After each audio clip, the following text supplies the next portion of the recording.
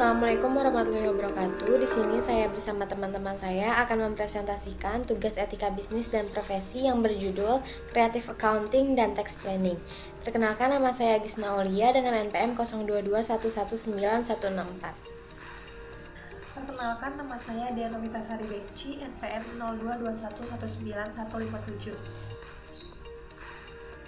Saya Gina Hadina Fitri, NPM 0221191558. Nama saya Dilan Termilani, NPM 0221191662. Perkenalkan, nama saya Siti Rahayu, NPM 0221191171. Yang pertama adalah Creative Accounting. Creative Accounting merupakan kemampuan tertentu oleh semua pihak untuk memahami pengetahuan akuntansi dan menggunakannya untuk memanipulasi, penipuan, dan kesalahan penyajian laporan keuangan. Creative Accounting pada dasarnya mengacu pada permainan angka dalam laporan keuangan. Creative Accounting bisa bersifat positif dan negatif, namun kecenderungan dianggap ilegal oleh orang-orang karena ditunjukkan untuk perilaku yang ilegal. Tujuannya dilakukan metode Creative Accounting ada 5. Yang pertama, untuk menghindari pajak. Yang kedua, data keuangan yang direkayasa digunakan untuk mendapatkan pinjaman. Yang ketiga, untuk mencapai target yang ditentukan oleh analisis pasar. Yang keempat, menjaga kepercayaan yang diberikan oleh pinjaman bank dalam kondisi tertentu. Dan yang terakhir yaitu memanipulasi harga saham. Di sini saya akan menjelaskan tentang jenis creative accounting yang sering ditemukan. Yang pertama, terdapat akuntansi agresif. Adalah tujuan memilih dan menerapkan standar akuntansi yang bertujuan untuk membuat pendapatan tahun berjalan lebih tinggi, terlepas dari apakah praktik tersebut sesuai dengan standar akuntansi yang berlaku umum. Yang kedua, terdapat manajemen laba. Mengacu pada misalnya manajemen perkiraan yang ditentukan oleh analisis atau manipulasi target yang telah ditentukan untuk mendapatkan angka yang konsisten dengan arus laba yang lebih lancar dan berkelanjutan. Selanjutnya terdapat perataan pendapatan.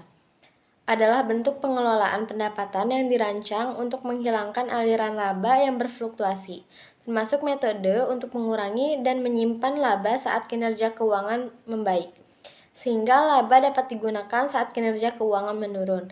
Lalu yang terakhir terdapat laporan keuangan yang mengandung kecurangan. Adalah pernyataan atau kelalaian yang sengaja dibuat palsu atau dipercayakan atau pengungkapan angka-angka dalam laporan keuangan dan dirancang untuk menipu pengguna laporan keuangan melalui cara-cara administratif, perdata atau pidana. Jenis terakhir kemungkinan besar digunakan untuk tujuan ilegal.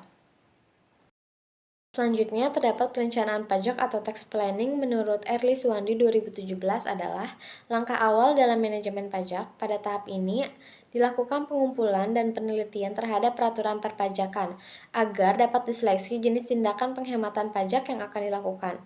Pada umumnya, penekanan perencanaan pajak atau tax planning adalah untuk meminimumkan kewajiban pajak. Selanjutnya, motivasi yang mendasari dilakukannya perencanaan pajak menurut Erly Suwandi 2017. Yang pertama, terdapat kebijakan perpajakan, yang kedua undang-undang perpajakan, lalu yang ketiga administrasi perpajakan. Jadi bisa dikatakan tax planning atau perencanaan perpajakan adalah upaya untuk mengurangi atau meminimalkan beban pajak yang harus dibayarkan kepada negara, sehingga pajak yang dibayarkan tidak melebihi jumlah yang sebenarnya. Salah satu praktik dalam manajemen perpajakan ini dilakukan dengan tetap mematuhi peraturan perpajakan yang berlaku alias legal. Legal di sini yang berartikan penghematan pajak dilakukan dengan memanfaatkan hal-hal yang tidak diatur oleh undang-undang atau loopholes, sehingga tidak ada pelanggaran konstitusi atau undang-undang perpajakan yang berlaku. Tujuan perencanaan tax planning. Yang pertama, memperkecil pengeluaran perusahaan untuk membayar pajak sehingga biaya yang dikeluarkan lebih efisien. Yang kedua, memperhitungkan dan menyiapkan pembayaran pajak sesuai peraturan yang berlaku agar tidak timbul sanksi atau denda yang justru memperbesar pengeluaran pajak. Bukan untuk mengelak membayar pajak, tetapi untuk mengatur agar pajak yang dibayar tidak lebih dari jumlah yang seharusnya. Jenis tax planning. Jika dilihat dari jenisnya, tax planning dibagi menjadi dua. Yang pertama, national tax planning, yang praktiknya berpedoman pada undang-undang. Dan yang kedua, international tax planning. Creative accounting dan tax planning etis atau tidak etis. Tax planning akan lebih optimal jika dikaitkan dengan pemahaman yang baik terhadap standar akuntansi. Pemahaman yang baik ini akan berefek positif pada creative account-nya. Namun, dalam perkembangannya, aktivitas creative account sering diartikan sebagai upaya untuk menyalahi standar akuntansi yang berlaku umum dan perusahaan. Jadi menurut kami, motivasi dan perilaku manusialah yang membuat creative accounting menjadi legal atau ilegal. Etis atau tidak etis, perilaku tersebut dipengaruhi oleh latar belakang sumber daya manusia, tingkat religius, gender, dan ekonomi. Selain itu, menurut kami tax planning etis selama tidak melanggar aturan perpajakannya. Perusahaan perlu melakukan tax planning karena pajak merupakan beban yang dapat mengurangi pendapatan bersih perusahaan agar tidak menyimpang, dan peraturan perpajakan dan pemerintahan dapat menggunakan jasa konsultan pajak. Selanjutnya adalah contoh kasus kreatif accounting pada PT Kimia Farma Tbk. Kimia Farma merupakan salah satu produsen obat-obatan milik Indonesia. Pada audit 31 Desember tahun 2001, manajemen Kimia Farma melaporkan adanya laba bersih senilai 132 miliar rupiah, dan laporan tersebut diaudit. Tetapi, Kementerian BUMN dan Bapepam menilai bahwa laba bersih tersebut terlalu besar dan mengandung unsur rekayasa, sehingga dilakukan audit ulang pada 3 Oktober tahun 2022, dan laporan keuangan Kimia Farma tahun 2001 disajikan kembali atau restated karena telah ditemukan kesalahan yang cukup mendasar.